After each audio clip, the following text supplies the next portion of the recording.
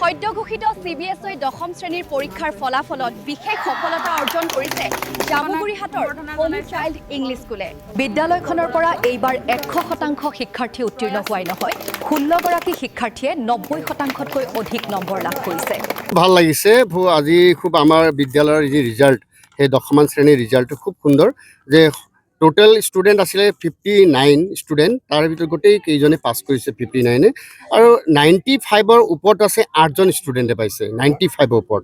তে 90 to 95 যদি কওঁ তেনে 8জনেই পাইছে, 80 পৰা 90 ভিতৰত যদি কওঁ 16জনে পাইছে, 70 to 80 ঘৰত পাইছে 13জনে, 60 to 70 ঘৰত পাইছে 8জনে আৰু 50 to 60 ঘৰত পাইছে 6জনে।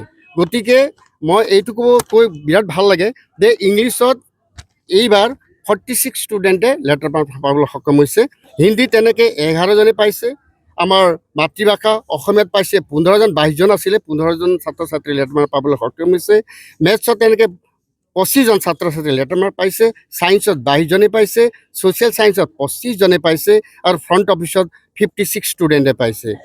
গতিকে 100ৰ ভিতৰত 100 যদি আমি ক'বলৈ ছাবজেক্ট ৱাইজ মেথছত আমাৰ 3গৰাকী ছাত্ৰ ছাত্ৰীয়ে পাইছে, দিব্যম কটেলে, প্ৰজ্ঞান বৰুৱা, নমন চুবুৰীয়ে। ইংলিছত এইবাৰ প্ৰথমবাৰ আমাৰ 100ৰ ভিতৰত 100 নম্বৰ পাইছে দিব্যজ্যোতি কলিতা, ময়ূৰ শৰ্মাই।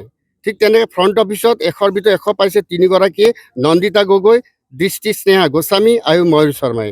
ছায়েন্সত হায়েষ্ট মাৰ্ক হৈছে 99 নন্দিতা গগৈ, ছ'চিয়েলত হায়েষ্ট মাৰ্ক 99 সিদ্ধান্ত শৰ্মা, আছামিজত 97 হায়েষ্ট মাৰ্ক বৰ্ণিল বিকাশ বৰা আৰু হিন্দীত 96 পাইছে কীৰ্তাতা বিক্ৰম শ্ৰেষ্ঠই। গতিকে এয়া হ'ল যে ধৰোঁতে আমাৰ ঈশ্বৰ টপাৰ হৈছে আমাৰ নন্দিতা গগৈ আৰু তেওঁৰ 98.2।